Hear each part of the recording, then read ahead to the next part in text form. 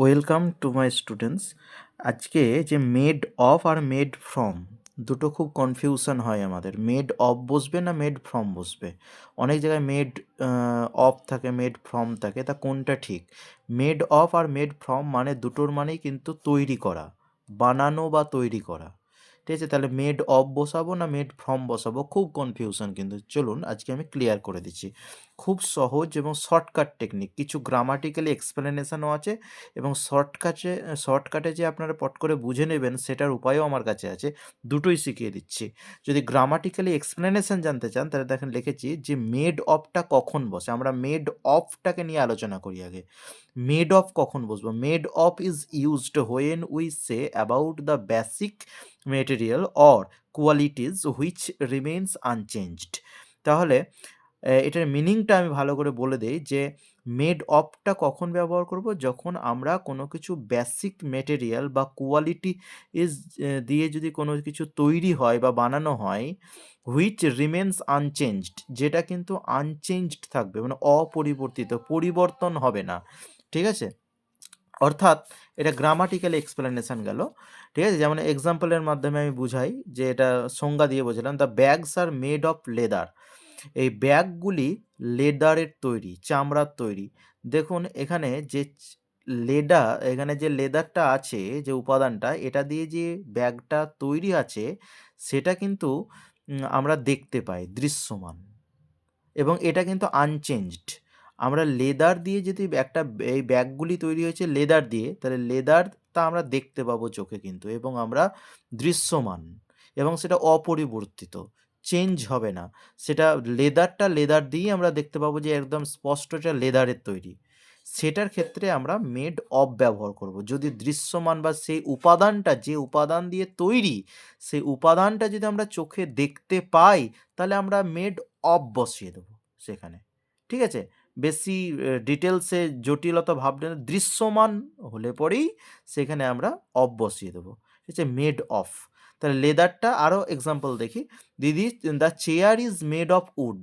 এই চেয়ারটা উডের তৈরি, মানে কাঠের তৈরি। তাহলে একটা চেয়ার যদি থাকে বাড়িতে, আপনাদের বাড়িতে সবারই চেয়ার আছে, তো কাঠের যদি থাকে তাহলে কাঠটা দেখে, না প্লাস্টিকের না কাঠের, আপনি তো চেয়ারটা দেখেই বুঝতে পারবেন। আপনি তো বুঝতে পারবেন এটা প্লাস্টিক দিয়ে না এটা কাঠের। আপনি চেয়ারটা যে কাঠের তৈরি বলা হয়েছে, এবার আপনি তো কাঠটা দেখতে পাবেন, কাঠটা তো আর লুকানো থাকবে না, হাইড করা থাকবে না। সেই ক্ষেত্রে মেড অফ বসবে কিন্তু। ঠিক আছে? আরও একটা এক্সাম্পল দেখি। The ring is made of gold. এই রিংটা কিসের তৈরি? গোল্ডের তৈরি। এই গোল্ড আমরা দেখতে পাবো। আপনারা হাতে যখন রিং পরে থাকবেন, আপনি দেখতে পাবেন গোল্ডটাকে। ঠিক আছে? গোল্ড না এটা কী জিনিস, আপনি যে উপাদানটা, মেটেরিয়ালটা কিন্তু ইউ ক্যান সি, আপনি কিন্তু দেখতে পাবেন। ঠিক আছে? দ্যাটস ওয়াই এখানে আমরা কি বসাবো? মেড অফ বসাবো। Just clear? এরকম করে মেড ফ্রমের এবার ডিফারেন্সটা বুঝিয়ে দেই।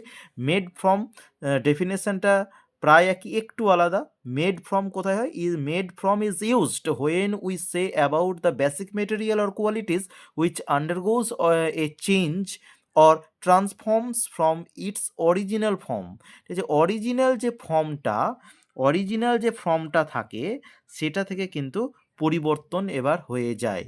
ঠিক আছে? আনচেঞ্জড থাকে না, চেঞ্জ হয়ে যাবে কিন্তু, ওটার অপোজিট। অদৃশ্য যদি হয়, দেখতে ওই উপাদানটা যদি এবার দেখতে না পাওয়া যায়, সেই ক্ষেত্রে আমরা মেডের পর ফ্রম ব্যবহার করব। ব্যাস, এখানেই বুঝতে হবে। এবার এক্সাম্পলটা দেখি, যে the paper is made from bamboo. এই পেপার, যে আমি যে পেপারটায় লিখছি, বা আপনাদের ঘরে যে কাগজ বা পেপার পত্রিকা যাই থাকুক, এটা পেপার হবে। পেপার ইজ মেড ফ্রম, এই পেপারটা ব্যাম্বুর তৈরি। ঠিক আছে? বাঁশ, ঠিক আছে, বাঁশের তৈরি, এগুলো বাঁশ ঘাস জাতীয় জিনিসগুলো দিয়ে তৈরি হয়। তা এই যে এইখানে কিন্তু আমরা যদি এই যে পেপারটা তৈরি হয়েছে, আমরা এখানে দেখতে পাচ্ছি, এখানে কত বাঁশ আছে, কত ঘাস পাতা আছে, কত উড আছে, দেখতে পাচ্ছি কি দেখতে পাচ্ছি না? সেই ক্ষেত্রে আমরা মেড ফ্রম বসাবো। আশা করছি বোঝাতে পেরেছি, এখানে মেড ফ্রম বসাবো। ঠিক আছে? আরও example, cheese or paneer is made from milk. Milk থেকে কিন্তু কি তৈরি হয়? পনির বা চিজ একই, তৈরি হয় আর কি। তাহলে আমরা যখন বাজার থেকে পনির কিনি, সেটা আমরা জানি মিল্ক থেকে তৈরি, কিন্তু আমরা পনিরের মধ্যে মিল্কটাকে কি দেখতে পাই? দেখতে পাই না। সেই জন্য আমরা এখানে মেড ফ্রম বসাবো। ঠিক আছে? চলুন কিছু এক্সারসাইজ আপনাদেরকে দেই। The gate is made dash ion. উচ্চারণটা অনেকে আয়রন করে দেয়, আয়রন হয় না কিন্তু, আয়ন উচ্চারণটা। ঠিক আছে? তারপরে এরকম অনেক উচ্চারণ আছে, SON, এটা হচ্ছে সন। ঠিক আছে? এটাকে সন বলে দেয়। সব মানে প্রথম থেকে কি হয়েছে জানেন তো আপনাদের? মানে সব ভুলটা প্রচলিত হয়ে গেছে যুগ, যুগ ধরে। আর কি সবাই নয়, প্রত্যেকটা টিচারের আমি দোষ দেব না। ম্যাক্সিমাম টিচার কি করছে? এটাকে সন উচ্চারণ করে দিচ্ছে। এটার অ্যাকচুয়ালি উচ্চারণ হচ্ছে SON, আর প্রোনাউন্সিয়েশন, কারেক্ট প্রোনাউন্সিয়েশন হচ্ছে, উচ্চারণটা হচ্ছে সান। আর SUN সান মানে সূর্য, আর SON সান মানে হচ্ছে ছেলে বা পুত্র। তাহলে উচ্চারণটা একই, স্পেলিংটা আলাদা। এগুলোকে আমরা জানি হোমোফোন, হোমোনিমস, এগুলো গ্রামারের একটা চ্যাপ্টার, এগুলো পরের ভিডিওতে নিয়ে আসবো। তাহলে সান উচ্চারণটা আমাদেরকে কিন্তু লক্ষ্য করতে হবে। তার মানে এরকম উচ্চারণ আরও অনেক আমরা আছে বা ভুল বলি, যেমন আয়রন বললাম, এটাকে আয়রন বলে দেয়। ঠিক আছে? সান বলে দেয়। এগুলো অনেক এরকম আছে। মানে আর এর কখন সাইলেন্ট থাকে, অনেক ওয়ার্ড আছে সাইলেন্ট থাকে ইংলিশে। তারপরে যাই হোক, আমরা ওই টপিকে যাচ্ছি না। এক্সারসাইজ আরও আছে, যে গেট ইজ মেড, এখানে আয়নের তৈরি, এখানে আমরা মেড অফ লিখবো না ফ্রম লিখবো। তারপরে যে এক্সাম্পল, দ্য কম্ব মানে হচ্ছে এখানে চিরুনি, চিরুনিটি প্লাস্টিকের তৈরি। The candle is made of wax মানে মোমের তৈরি ক্যান্ডেল, মোমবাতিটা। তাহলে এইখানে কি কি বসবে আপনারা কিন্তু কমেন্টে আমাকে উত্তর দিতে পারেন, বা কমেন্টে উত্তরটা দেবেন যদি পারেন তো। আশা করছি যারা ভিডিওটা দেখছে আপনারা এই এক্সারসাইজটা আপনারা ফিল আপ করেন, আমি অ্যান্সার সঙ্গে সঙ্গে দিয়ে দেবো আপনাদেরকে। এবার মেডের পর শুধু কিন্তু ফ্রম আর অফই বসে না, বায়ও বসে, ইনও বসে, আরও প্রিপোজিশন বসে। কোথায় কখন বসে পরে ভিডিওতে নিয়ে আসবো।